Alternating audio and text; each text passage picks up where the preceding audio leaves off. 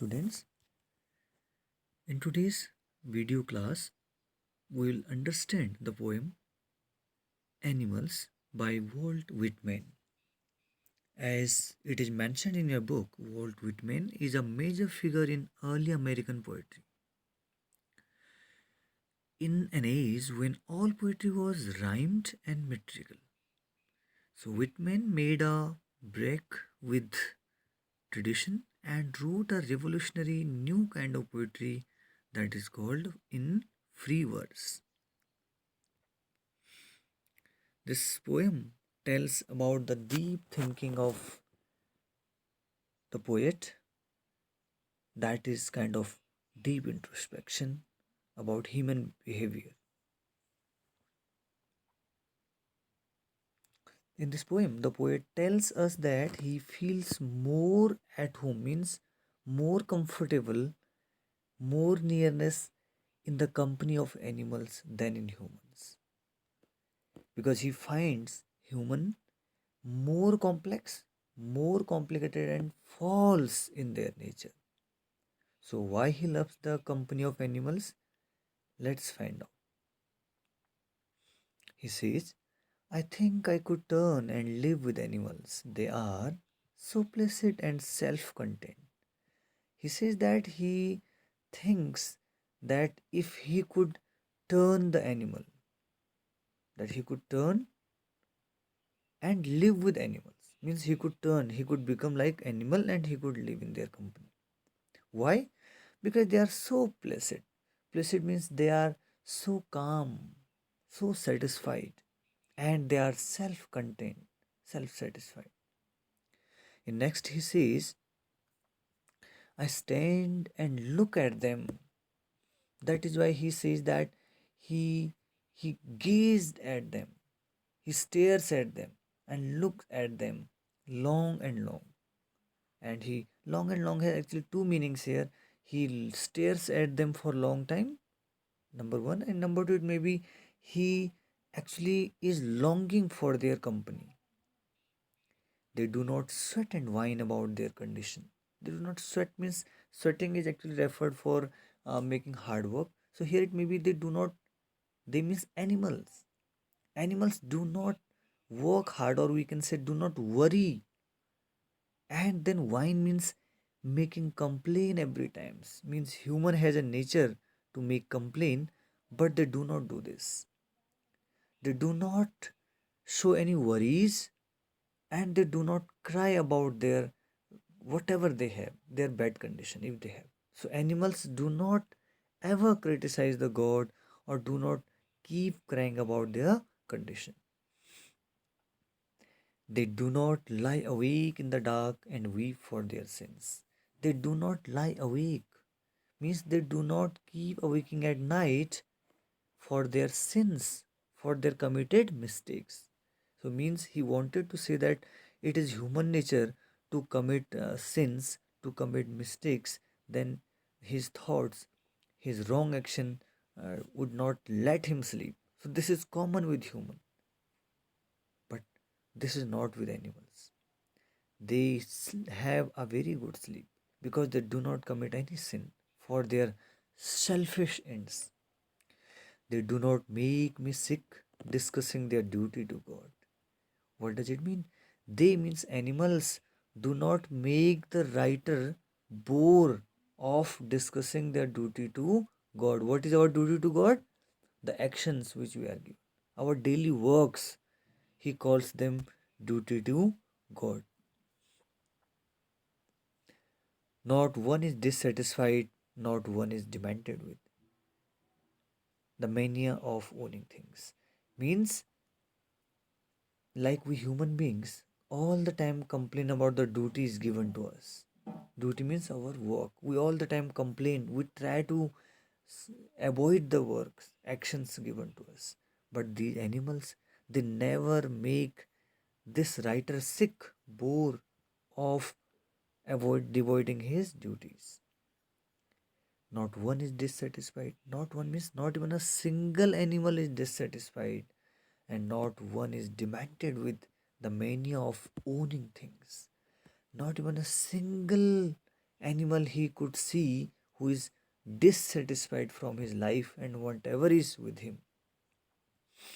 And not even a single person is demented with, means not even a single person is, single animal is demented, means called dementia. Not a single animal is mad and mad with the problem. The problem is the mania. Mania is again madness or craze. The mania of owning things.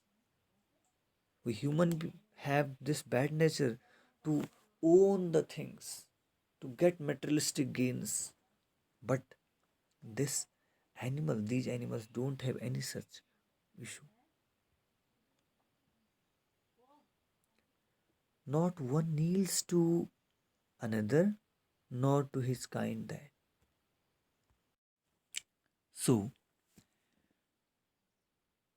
means no animal is dissatisfied, and not even a single animal is mad with the mania, means a mental problem, mental disorder, and the mental disorder is of owning things.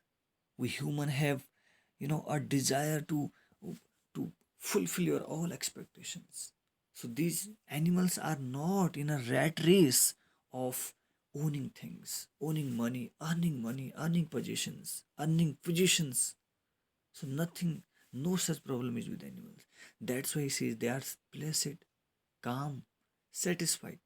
And that is why he loves to live in their company. Not one kneels to another, nor to his kind that lived thousands of years ago. And now he says that animals respect each other. There is not such tradition of, means, doing flattery to another like the humans do. So there is no one to kneel to another.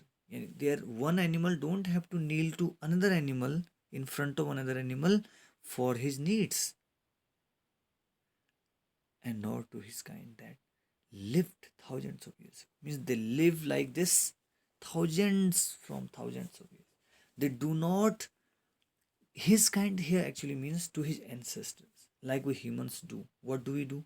We commit some mistakes, then we perform some holy rituals, and we bow down. Bow down means we just bow down our heads, we kneel down in front of any other or our ancestors for our committed sins. Oh God, save us, because today I did this commit. I committed this sin. So there is no such system or tradition among animals. They do not kneel to another animal, or they do not kneel to their ancestors who lived thousands of years ago. They do not perform such holy rituals to for excuses. Not one is respectable or unhappy over the whole earth. Means there is no one very superior in them, and no one is even unhappy. So there is no one like king and no one like slave. They all are equal. They live in their own community with a sense of equalizing everyone. So that's why the writer says that there is no one respectable. There is no one as highly respected, and no one like the person who is not given any respect. All are equal, and all are happy over there. There is no one unhappy in the whole earth. So in this line we can say there is one example as hyperbole, that there is not even a single animal that is unhappy over the whole earth. So I can say it's hyperbole in this sentence. So they show their relations to me and I accept them. And so by these all gestures, by these all habits, they, means those animals, show, they demonstrate their relations to love, of love. Poet says that they show their gestures of love. These simple gestures actually attracts him. And in such simple gestures, like they are satisfied, they do not overshow, they do not cry, they do not complain. So all these gestures, he says that he He says that this all shows a kind of relation with poet, and poet finds a kind of binding in being such company. That's why he says, and I accept their these relations or compliments, and he wanted to be in their company. They bring me tokens of myself, the events, and he calls all these the token of myself. Means he feels that belonging in these tokens. And what are those tokens? These tokens are, their love, the respect, the contentment, the happiness in them. So in सबको उसने token कहा है. So he says that I can identify these tokens in them, and they evince them plainly in their positions, and there is no kind of ornamental in their these feelings. They express their love, respect, happiness in a very plainly, means in a very plain, in a simple manner. There is no over showiness in this. The events means they show, they demonstrate this. And he understands, me the poet understands it so well that he accepts them. Their gestures are not like we human, suppose we human express the love and affection to someone, we do over demonstration in this. But these animals have nothing to do with over demonstrations. They do it not in a very showy manners, they do it in a very simple manner. I wonder where they get those tokens. And that's why he says, I wonder means I think, the poet thinks that from where, from where did they get these tokens? These tokens mean these qualities. And he wonders a lot. Poet बहुत deeply सोचता है that how and from where did they get these very precious qualities, these tokens, precious qualities of love, respect, contentment, and happiness. Now he again thinks about one very serious note. It's very serious note for we all humans. That did I means the poet, or did we all human that way huge times ago? And have we means have not only poet, all humans left that path of happiness, that path of satisfaction long times ago? Means earlier human have also such qualities, but he wonders now, he thinks perhaps human also had such qualities once, but now they pass that way, they have come from that path, they have left that path of love, of satisfaction, of happiness. And huge times ago means for a long time we humans including poet has left that path of nobleness and negligently drop them. Them means those tokens. And what are those tokens? Qualities in animals. The qualities that you see in animals, these qualities were once possessed by human, but now these tokens are dropped or left somewhere by human in a careless manner. Negligently means carelessly. We have dropped, we forgot those values of animals. So this way he appreciates animals' company. And it is a very big lesson to human that humans should learn from animals. That is why he is fed up of the company of human and he love to be in the company of animals. Because he says that most people talk about their duty to God, and but they forget their duty about the human,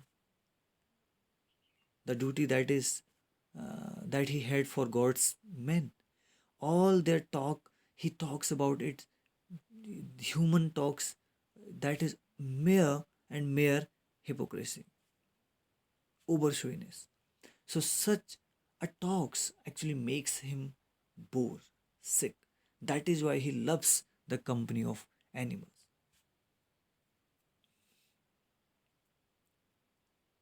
because they have such qualities, and these virtues, these tokens of love, tokens of satisfaction, contentment, has been left by human on some path somewhere long and long ago.